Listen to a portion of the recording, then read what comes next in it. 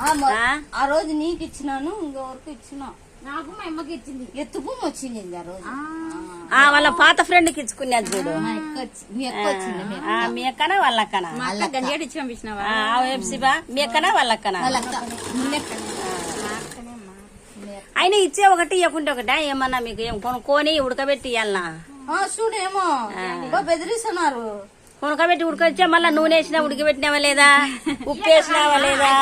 అంటే నేను ఆవుటి వేసినాను. ఆవుటి లేకుండా నూనె వేయాలి. ఆవుటి లేని ఏమన్నా మాంసమా? ఆవుటి లేని పైన నీళ్లు పెట్టి కింద నూనె వేయాలి. బాగాలేవు బాగుండే నాకు మగ్గ పెట్టిందంట. నేను ఒక సుక్క దండిగేలా కడిగి నీళ్ళల్లో ఒక సుక్క నీళ్ళు వేసి పైన చేతి మీద నీళ్లు పెట్టి కొంచెం నూనె వేసిన అనుకో బాగుంటాయి. తర్వాత వేడి వేడి పిసుకి తర్వాత చక్కెర వేసి నెయ్యి వేసుకొని తినాలి. నెయ్యి చక్కెర జంతుగడ్డనే వాయి మళ్ళీ నెయ్యి వేసుకొని అన్ని వాయి వేసుకొని ఇంట్లో కొట్టుకుంటానే కానీ ఎందుకు సార్ వాయి మేము అట్లా తింటుండే చిన్నప్పుడు. అంటే చిన్నప్పుడు కథ వేరు, ఇప్పుడు కథ వేరు.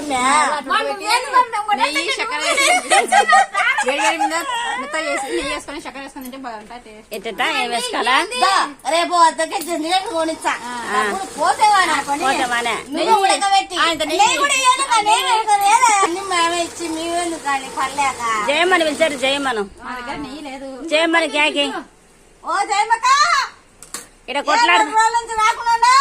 కొట్లాడుతున్నారు చూద్దురా. జయమ్మక్క ఏంది అర్థం దేవి? జంచుగడ్డలు ఎట్ట ఉడకబెట్టేదంటే చెప్పుదురా. జంచుగడ్డలు అంటే ఎట్ట ఉడకబెడతారు చూడు. ఎందుకో గుగ్గులు గుగ్గులు ఉడకొచ్చింది గుగ్గులు ఉడకొచ్చిందంట.